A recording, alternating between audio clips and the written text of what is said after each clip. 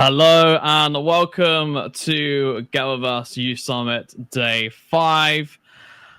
And what an incredible day it has been so far, with so many amazing roundtables, so many amazing discussions. We've been speaking about XR, we've been speaking about AI, we've been speaking about all different emerging technologies.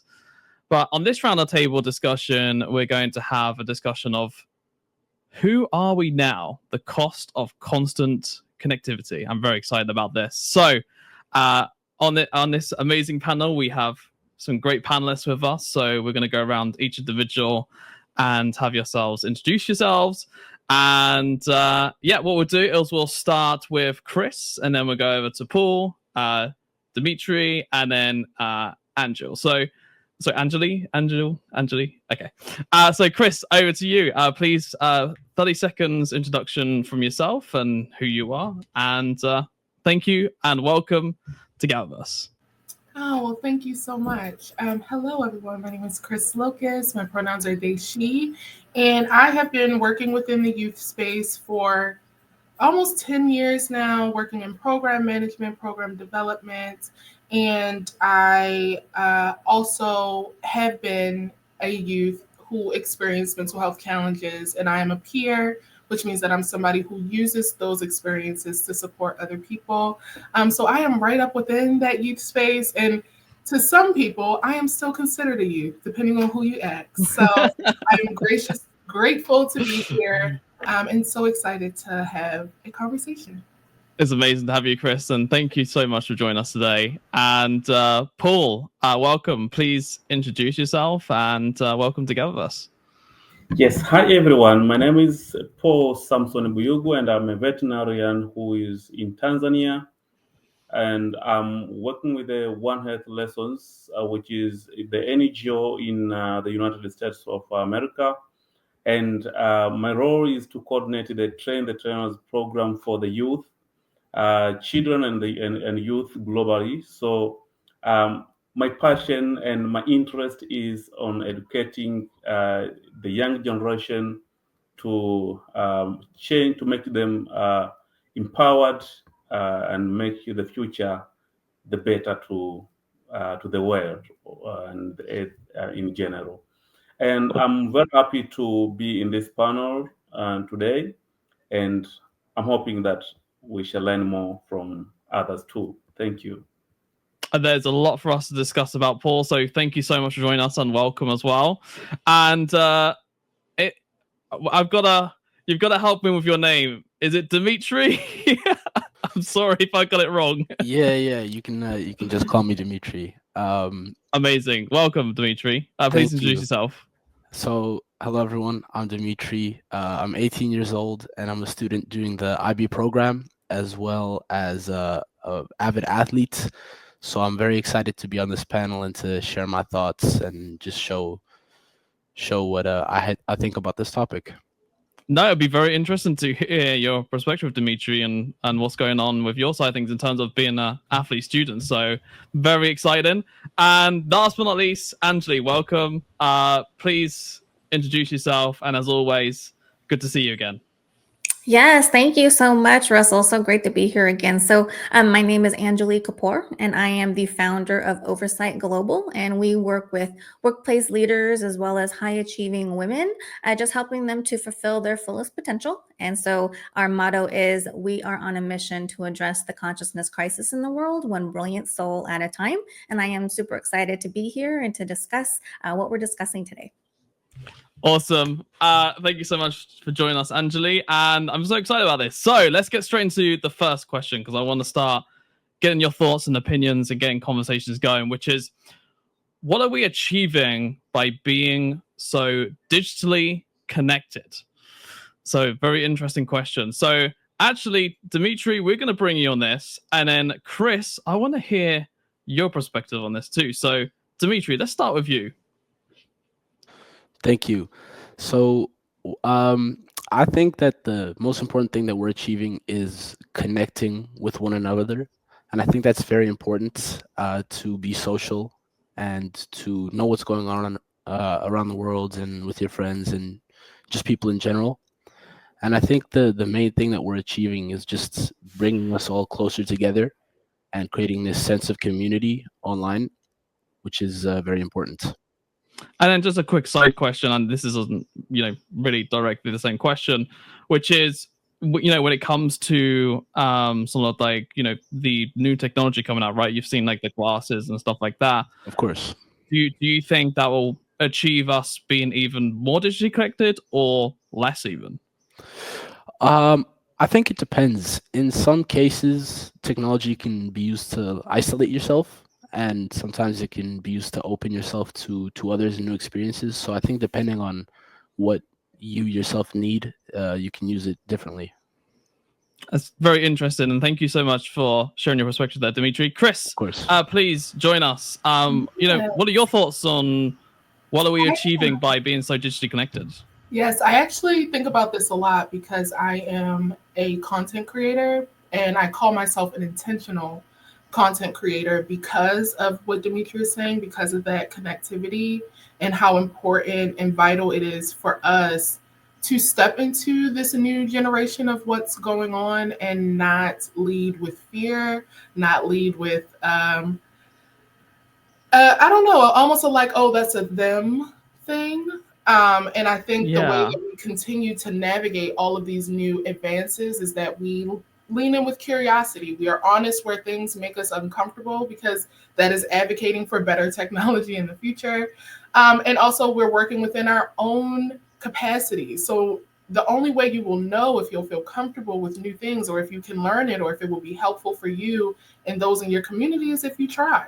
And so a lot of times I do like to lead with that in every part of my life, and technology is not any different, where I'm like, I'm going to try to be an intentional community with it instead of leading from a place where I don't get that and I don't know what's going on. Because I think it can be very easy to get that way, especially now because I'm a millennial. And so a lot of things, are they confusing? Yes, they are. But thus is life. And I think a little bit of confusion, a little bit of curiosity, a little bit of, oh, I don't completely understand this, can actually be exciting if you allow it to be. It doesn't have to be overwhelming and something that you have to run away from.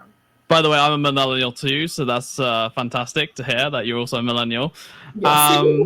And I also agree with you as well in terms of having curiosity, like just diving right in, learning, getting involved, seeing what AI is, seeing what all these different technology is, and just learning about it. So I think that's a fantastic thing because, I mean, think about it. Social media. None of us knew what social media was 15, 20 years ago. Now, everywhere, right? Everyone's using it. Everyone wants to be a part of it. So, Paul, I can see you smiling on this. So let's bring you in on the next question, which is, what are the unseen costs of growing up in the world that never powers down? Interesting question, this one. Yeah, thank you very much for that question. Of course, we, as you have said, that 20 years ago, we didn't have this social media and the like. And now the world is working every time. So we are connected everywhere in the world. And there is a constant notification in our devices, communication devices like phones and whatever. So, coming to your question, I think you asked it on the cost, isn't it? So the question is, what are the unseen costs of growing up in the world that never powers down?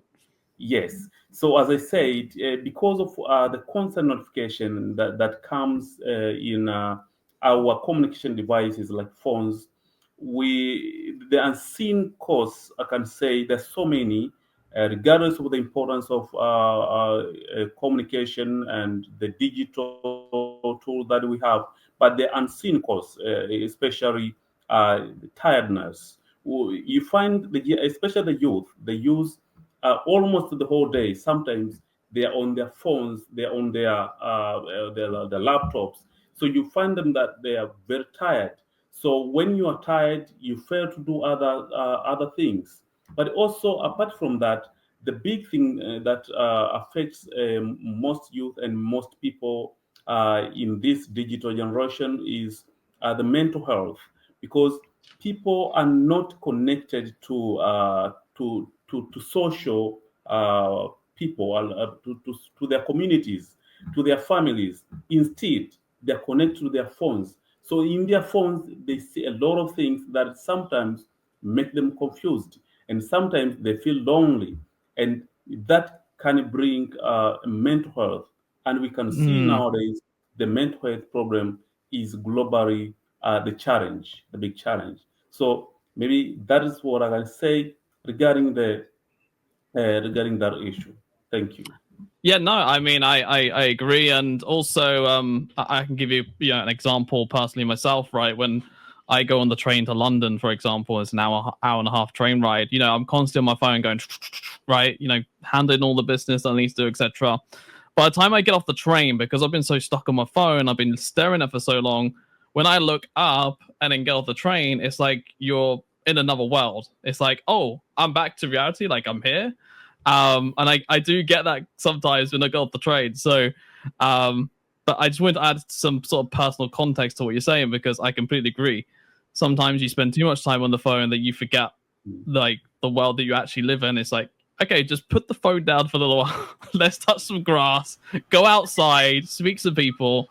And as Dimitri says, go and run some marathons or something, or just go and touch and play football or something. So, Anjali, let's bring this question over to you. What are your thoughts on this question as well?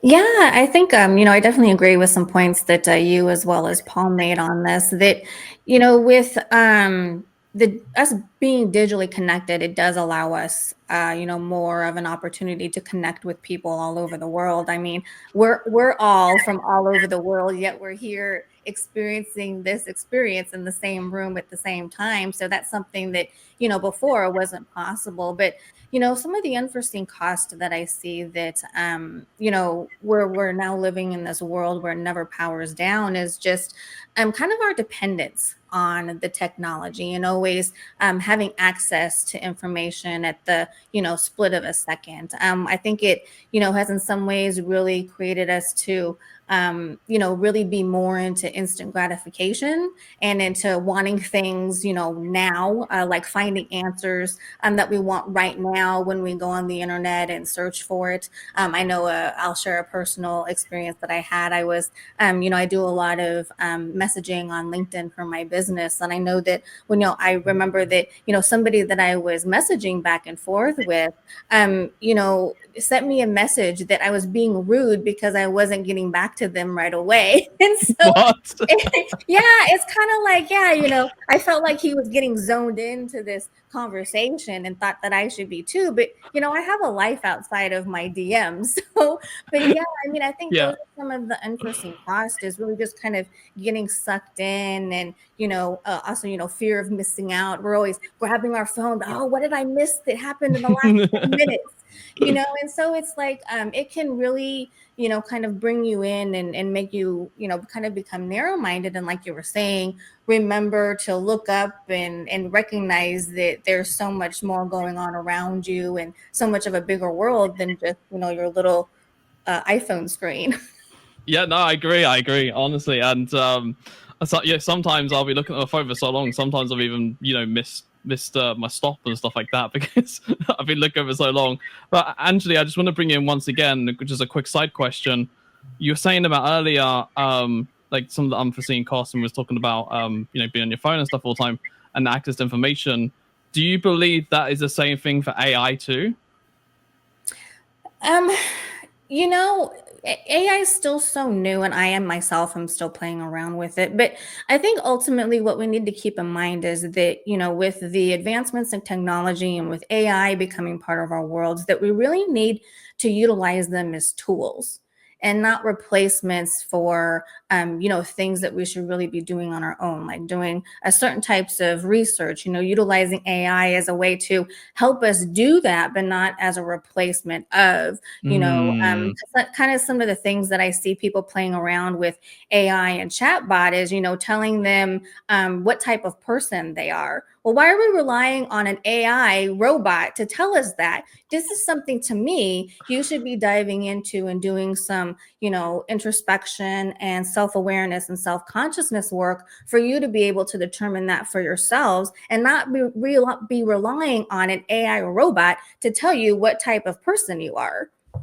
Honestly, Dimitri, I want to bring you into this because you have a very unique perspective. Athletic student yourself. Like, I'm curious, like, when it comes to the AI side of things and what you're seeing and what Anjali just expressed. Is that a similar sort of thing you're seeing as well when it comes to athletics and stuff like the constant use of AI is being used? I mean, for example, she was just saying that telling them that their identity is. Yeah, thank you for your question. I think that I'm seeing AI much more often in my everyday life, and it's definitely influencing, all of the aspects of my everyday. For example, in school, it's everywhere. Even in sports, there's things such as AI sports trackers or health plans, workout plans. So it can be a very helpful tool, but like all things, I definitely believe it should be used in moderation. So the same as like the phone, right? Just use in moderation. Exactly. Yeah. Got you. Let's jump into the next question, which is how do we raise young people who know how to think clearly when distraction is constant? So, we're talking AI, phones, everything here. I mean, Chris, what are your thoughts on this? I mean, I can see you sitting there thinking, as a fellow millennial, you're like, I'm thinking about this. So what are you thinking? Yes, thank you. I would, once again, this is something that I've always thought about because I would consider myself someone who's always been a little counterculture.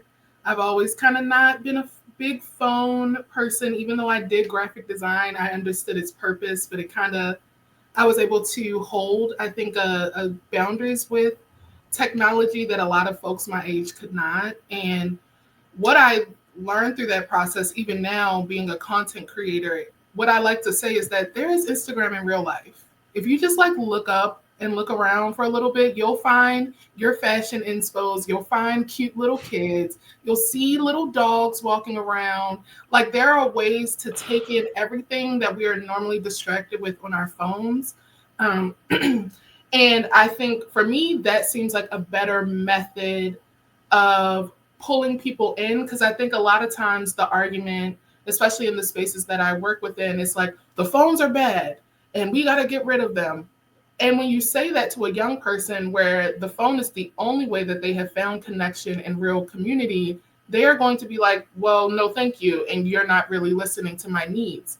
And so what I hear when people say, I use this phone to help me get inspired with artwork, then what I would say to them is like, well, did you know that there's a lovely park near you that has free artwork that you can view anytime? And it's ways that you can lean in to this idea of how to get less distracted without downplaying the importance of what folks have been able to lean into because of their access to technology. And so that's how I would personally go about it. And that's something that I've been doing all the time. It's like an active process. And I think that's also part of it, is that it is an active thing that I have to do to constantly put down my phone, to remind myself that there are other things that I could be doing with my time. And that's okay too. It's all I think part of the journey of living in this new technology driven world. It's an interesting perspective. It's kind of like you mix both sides of things. It's like half like, okay, let's use your phone, or let's use the AI tools and everything. And then the other half is like, okay, let me go to this art gallery, or let me go and walk around the park or something like that, right? It's kind of like you're using sort of the both side of things to find your inspiration, right? Yes, absolutely. And recently I've kind of had to take a little backseat from the distractions of social media because things in my real life were very hectic. And that's what I realized. I was like, wow, it's beautiful out here. And I think there is a part of that we all kind of forget sometimes, that there is beauty all around us that we can take in, that is available to us. And there are ways to find beauty in those things. And even if your situations are not always ideal, even if you're not always in the best neighborhood or around the best people, there are ways to find ease and lean into ways that you can, have a life that you love and enjoy that doesn't always have to be connected to technology. No, I really appreciate you sharing that. It's a very interesting perspective and point of view, and I do agree in a lot of sense of that. I mean, that's why I put my phone down half the time. Moving on to the next question, which is, has the internet replaced community or simply redefined it? I mean, Dimitrije brought this up earlier on, of course, when he was sharing his thoughts. So, Paul, let me bring you into this, and then Anjali will head over to you after. Has the internet replaced community or simply redefined it? Okay, thank you.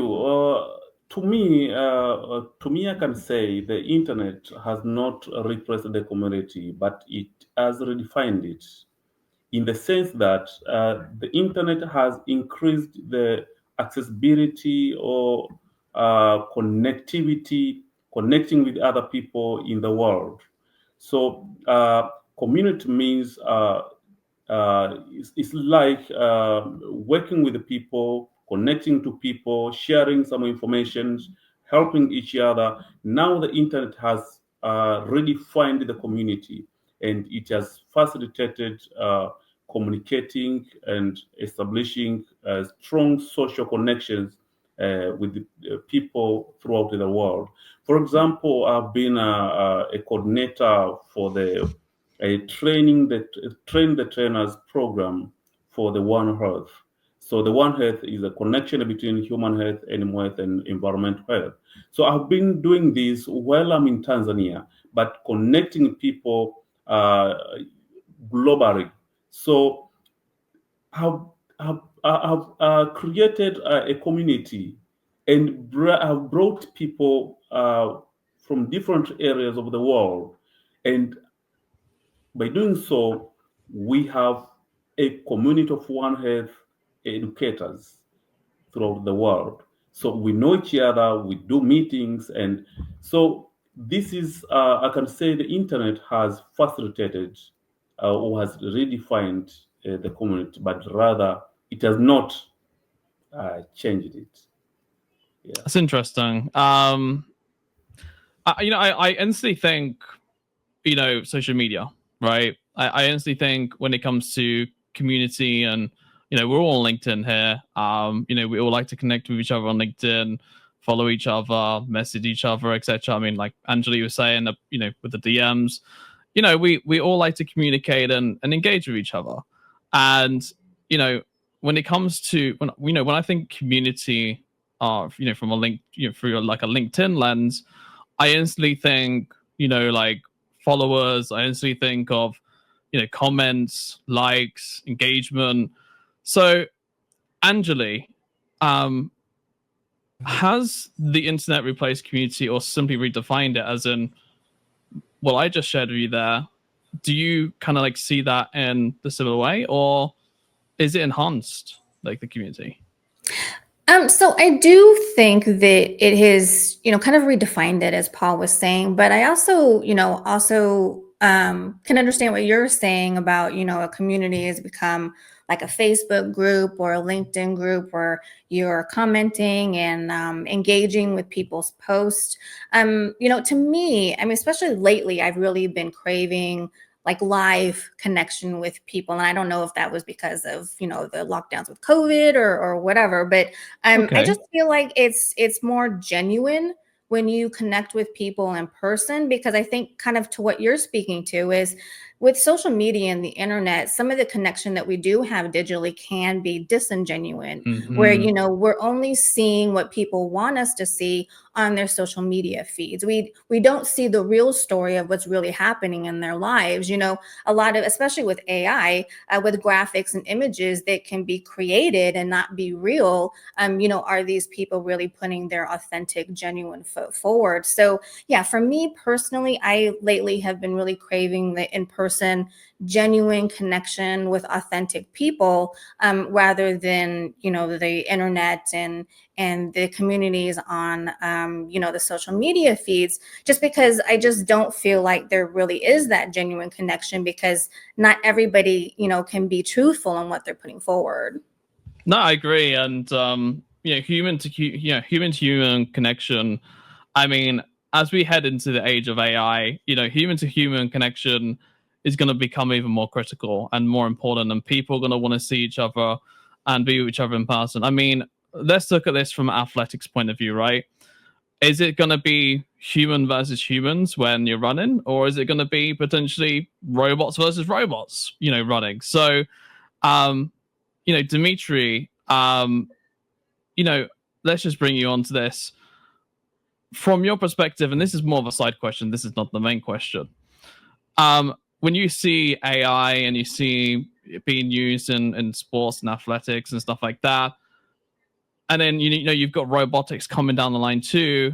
Do you see this potentially happening and redefining potentially community as a whole, like, or even when it comes to athletics, right? Robots versus robots, or human versus robots, for example? Yeah, thank you for your question. I think that there will always be humans in sports. That's just something that you can't replace. The human ingenuity behind it, the emotions, it's just something that will stay forever. But I definitely think that it would be interesting to see technological improvements or AI enhancements in sports to see what it would look like, how we could improve what we already have. And I think that your points about like robot versus robot is actually quite interesting. It's definitely something that I would watch. But to answer the main question overall, I don't think that it'll ever replace humans in sports, because I think that there's just like that deep emotional impact of watching sports that can't be replaced by robots.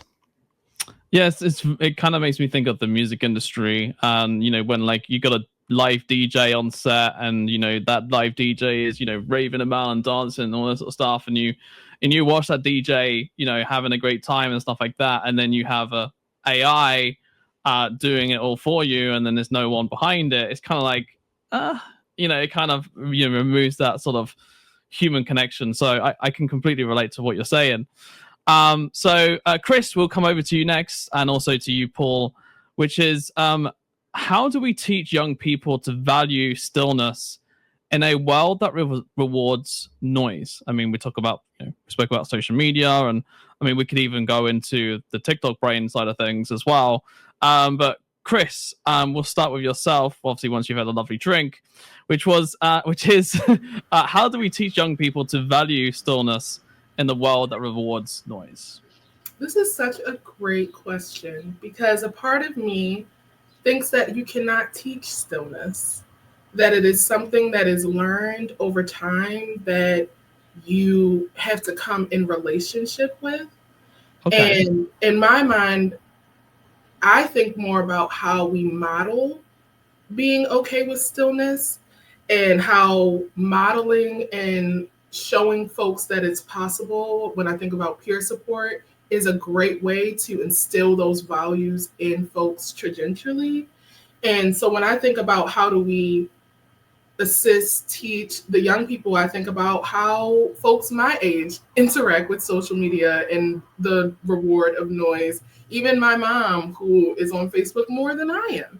And that's not, you know, me being shady. It's just recognizing that we all have been in this position where we are having to come back to stillness in a way, because we have been rewarded by the noise, and it's not just a young people thing.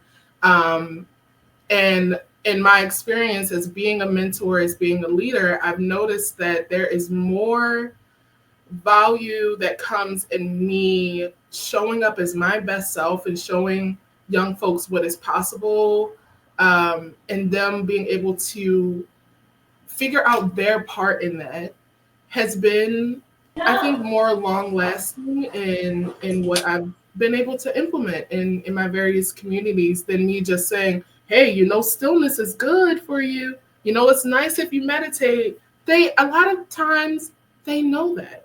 And it's not from a lack of education or a lack of, sometimes it's not even from a lack of access. It just may be that it's not the right time for them, or they just don't have the capacity to sit with stillness.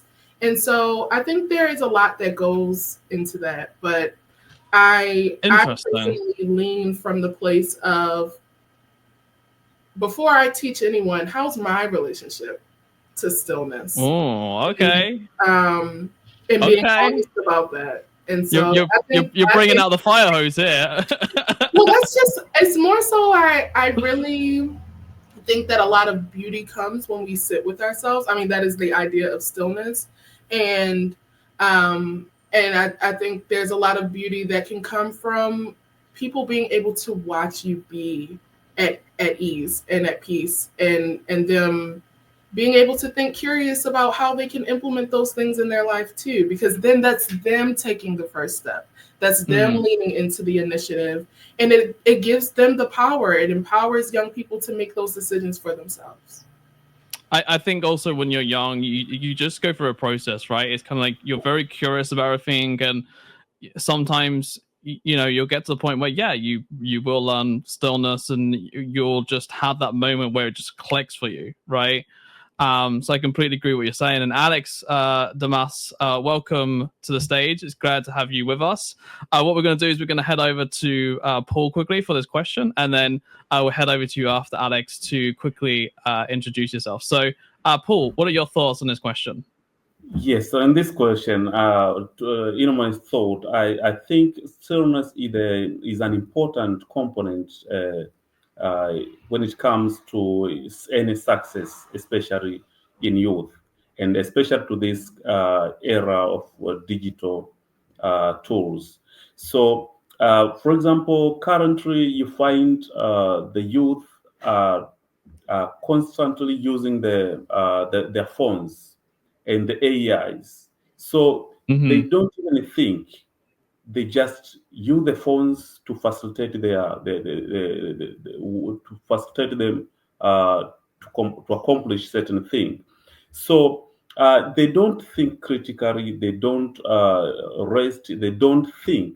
So stillness is the key for wisdom to anybody.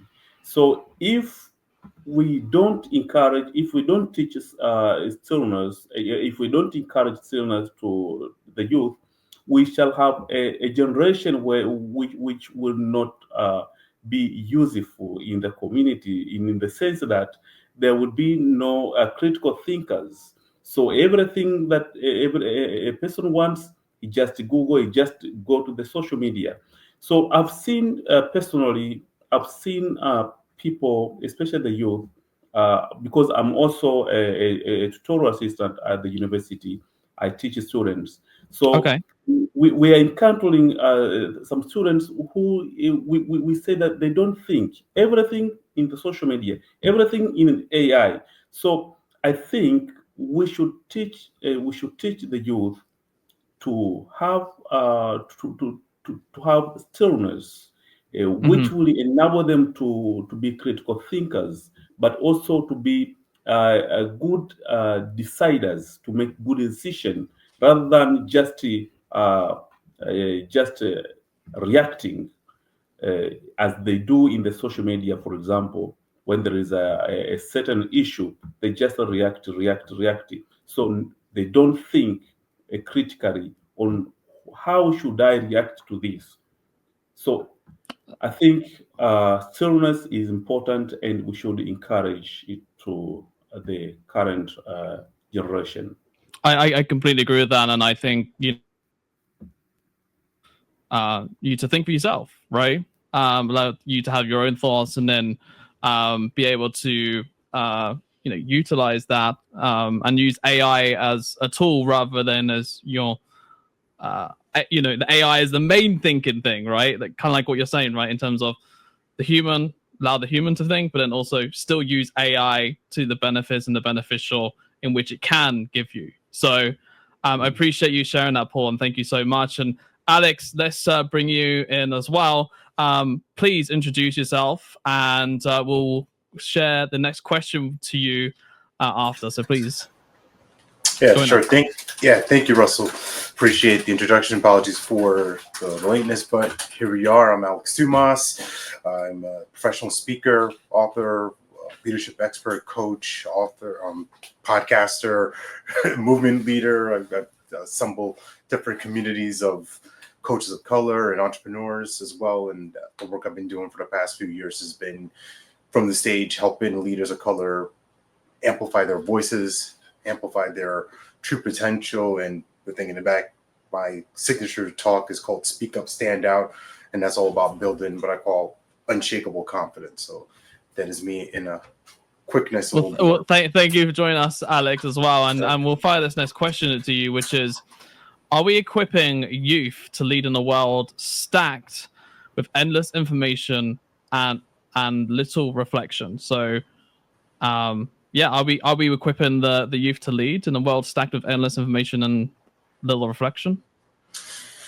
Yeah, it's a great question. In my opinion, my experience, I don't think that's been the case. I think that there's been more opportunities that we can provide some resources, some tools, whether that's through mentorship, coaching, books, podcasts, and not to make this a heavy political subject, but right over here in the United States right now, a lot of those pieces of information are being kind of removed, right? Whether it's something related to diversity and equity, inclusion, and I think that's what's made this country great and what's made people all around the world better. So when we hear diverse voices and different opinions, and right now, as some of you have mentioned, there's a lot of information. There's so much that people are consuming, right? It's just everywhere. We can't avoid it. Now it's a matter of how do we discern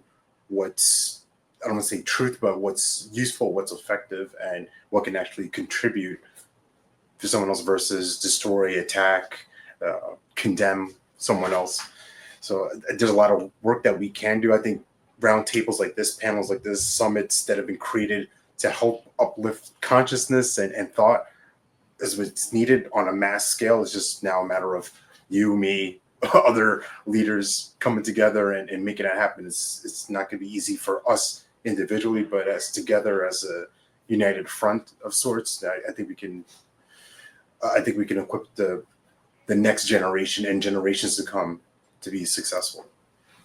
And thank you for sharing that, Alex. And my thoughts instantly go to, are we equipping the youth, to lead? My thoughts instantly go to sort of like mentors, teachers, elderly, people that have been there, experienced, done that. That's kind of what makes me think in terms of, how we can equip the youth when there's endless information, little reflection, right? Like it's kind of like going back to stillness and how Chris was sharing with us earlier. It's a great way in which you are able to reflect and are able to just put your phone down for 5 minutes and just think, okay, let's reflect on this. Let's see what happened. And then, take the next step forward, so that you're not always endless information and then you're getting headaches and then you're going crazy. And then there's little reflection to reflect back on that. So, I want to bring in Anjali into this conversation, and also Dimitri. Will head over to you next, which is we'll go to the next question, which is, what role should schools, parents, and technology companies play in setting boundaries for connectivity? So, Anjali, I'm very curious to hear your thoughts on this. Actually, so please tell us.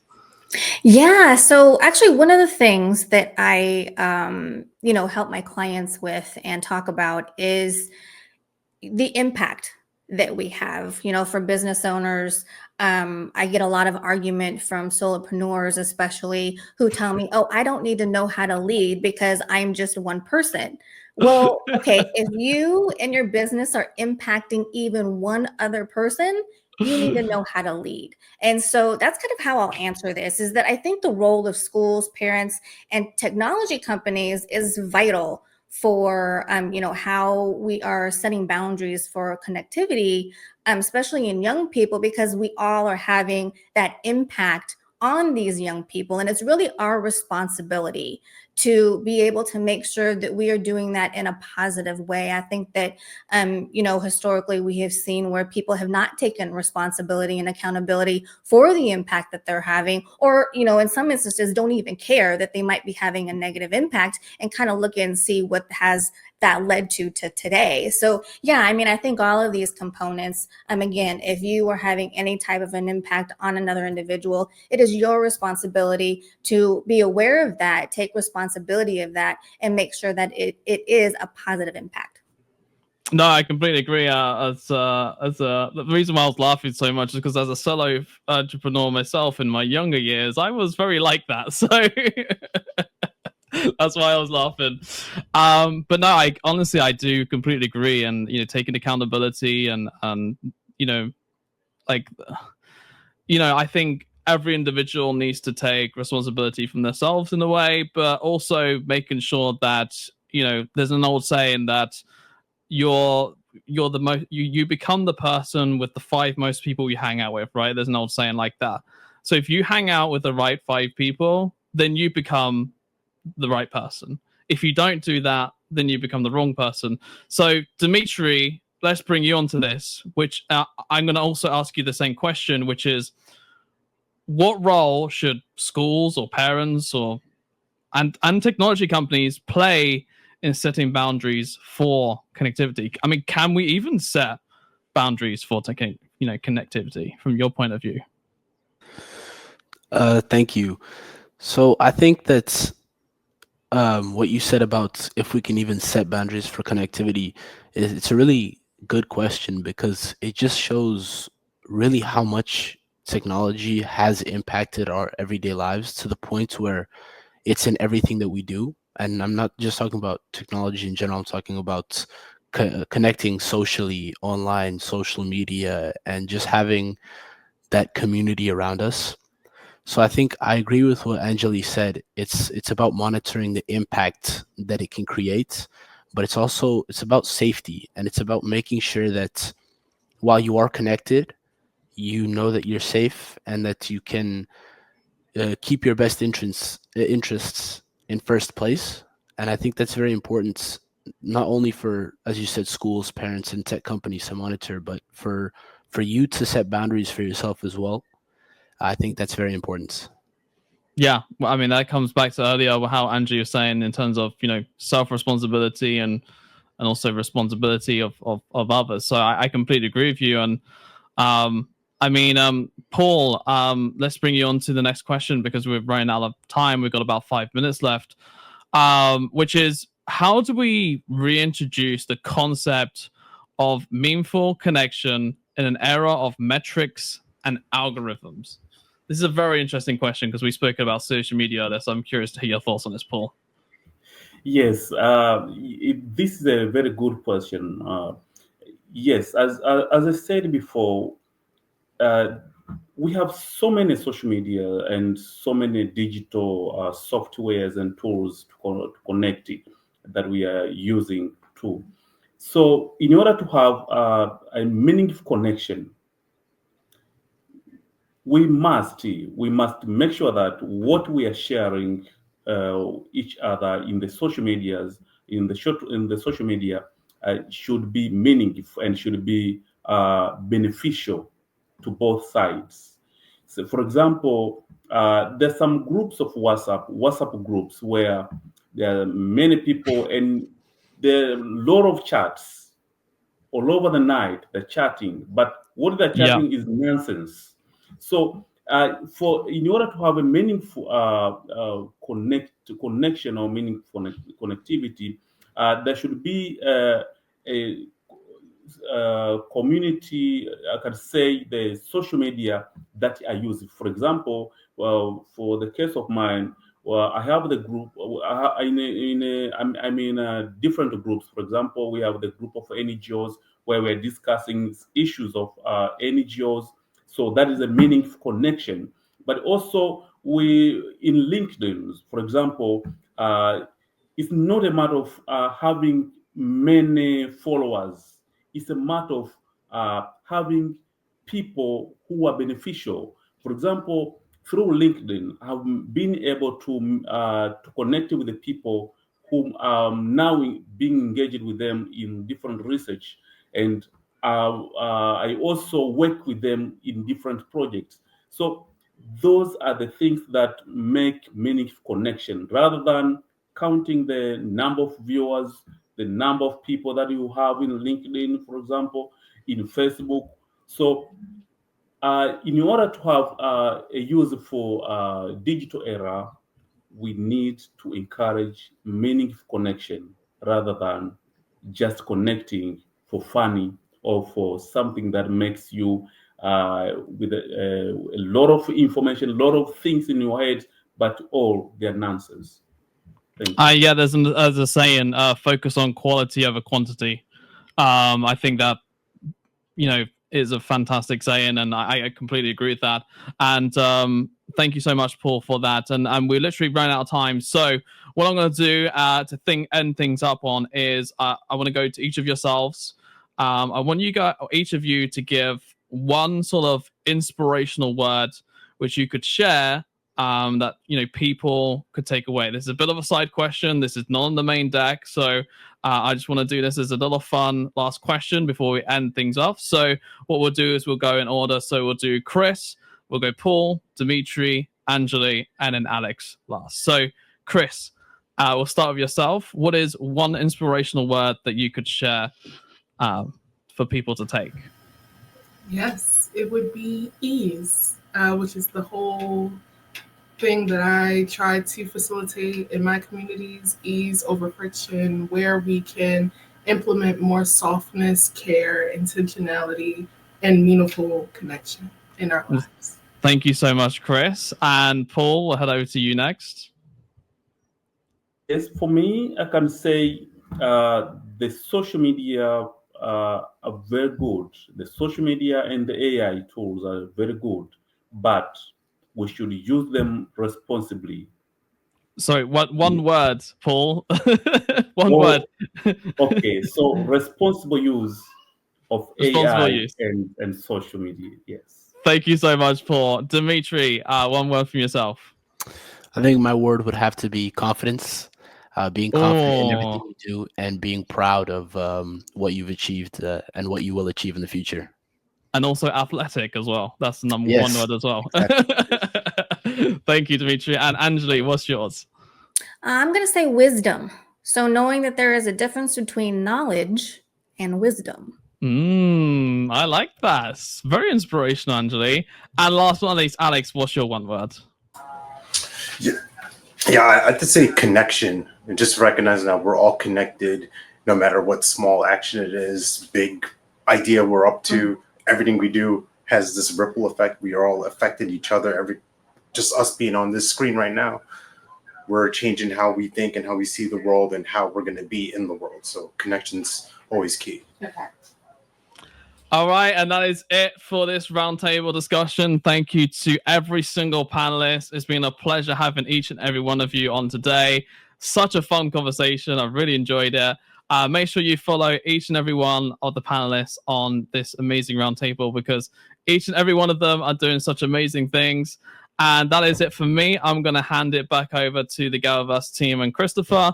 And up next, we got some amazing videos. I believe the next one is Sabrina Princessa. She's amazing as well. So make sure you follow everyone here. And on that note, I'll go as well. And I'll see you very soon. Bye. Bye. Thank you.